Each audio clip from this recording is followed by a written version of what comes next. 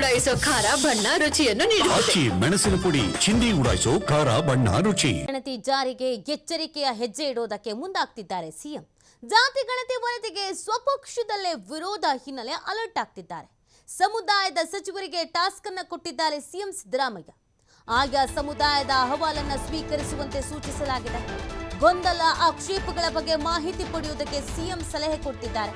ಸಮುದಾಯದ ಮುಖಂಡರು ಸ್ವಾಮೀಜಿಗಳನ್ನ ಭೇಟಿ ಮಾಡಿ ಚರ್ಚಿಸಿ ಅಭಿಪ್ರಾಯವನ್ನ ಪಡೆದು ವರದಿಯನ್ನ ಪಡಿಬೇಕು ಅಂತ ಸೂಚನೆ ಕೊಟ್ಟಿದ್ದಾರೆ.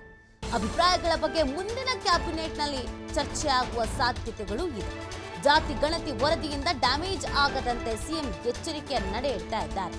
ಬಟ್ ಇದು ಎಷ್ಟು ಮಟ್ಟಿಗೆ ವರ್ಕೌಟ್ ಆಗುತ್ತೆ ಅನ್ನೋದು ಗೊತ್ತಿಲ್ಲ. ಜಾತಿ ಜನಗಣತಿ ಅನ್ನೋ ವಿಚಾರವೇ ಒಂದ್ ರೀತಿಯಾಗಿ ಜೇನುಗೂಡಿ ಕೈ ಹಾಕಿರುವಂತ ವಿಚಾರ ಅನ್ನೋದು ನಾವು ಹೇಳ್ಕೊಂಡು ಬರ್ತಾ ಇದ್ದೀವಿ.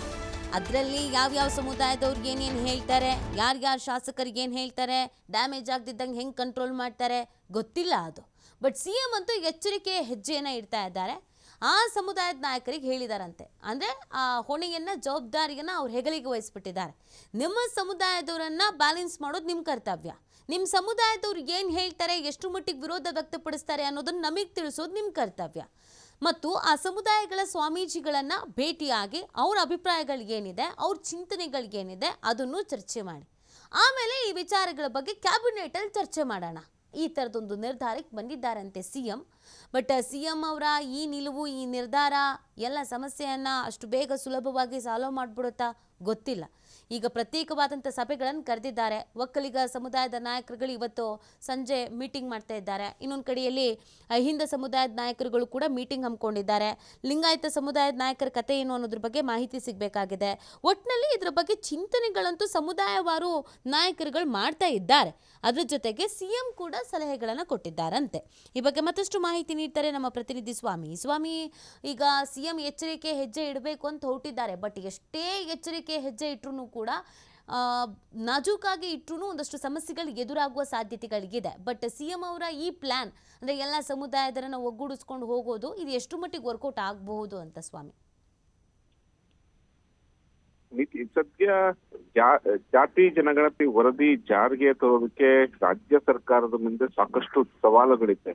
ಒಂದು ಕಡೆ ಸಿಎಂ ಸಿದ್ದರಾಮಯ್ಯನವರು ನಾನು ಜಾತಿ ಜನಗಣತಿಯನ್ನ ಜಾರಿಗೆ ತಂದೆ ತರ್ತೀನಿ ಎಂಬ ಘೋಷಣೆಯನ್ನ ಮಾಡಿರೋದು. ಹಾಗಾಗಿ ಈಗಾಗಲೇ ಒಂದು ಬಾರಿ ಕ್ಯಾಬಿನೆಟ್ ನಲ್ಲಿ ಜಾತಿ ಜನಗಣತಿ ಬಗ್ಗೆ ಸಂಪೂರ್ಣವಾದಂತಹ ಒಂದು ಚರ್ಚೆ ಆಗಿದೆ. ಜೊತೆಗೆ ವಿಶೇಷವಾಗಿ ಈ ಜಾತಿ ಜನಗಣತಿಯಂತೆ ಚರ್ಚೆ ಮಾಡೋದಕ್ಕೆ ಏಪ್ರಿಲ್ 17ರಂದು ವಿಶೇಷ ಕ್ಯಾಬಿನೆಟ್ ಅನ್ನ ಕರೆದಿರುವಂತದ್ದು.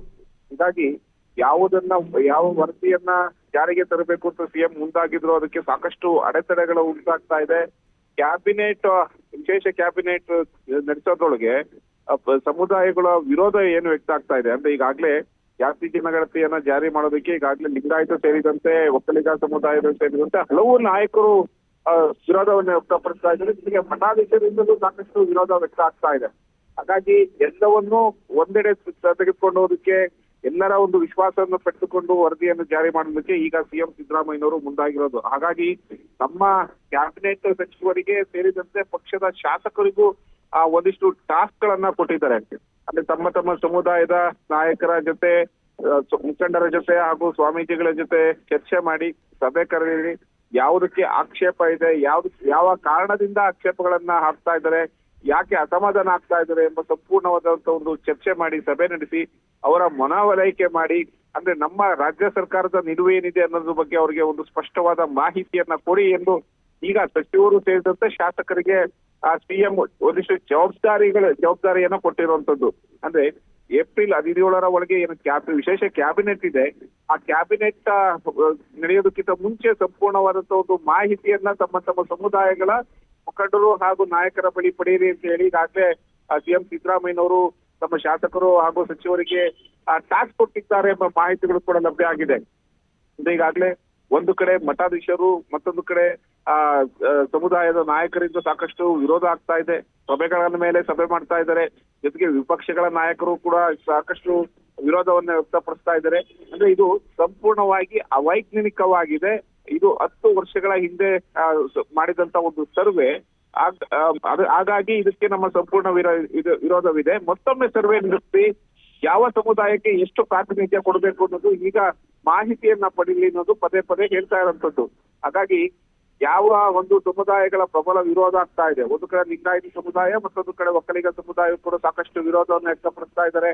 ಹಾಗಾಗಿ ಎಲ್ಲರನ್ನ ವಿಶ್ವಾಸಕ್ಕೆ ತೆಗೆದುಕೊಂಡು ಹೋಗಲು ಈಗ ಸಿಎಂ ಸಿದ್ದರಾಮಯ್ಯನವರು ಮುಂದಾಗಿರುವಂತದ್ದು.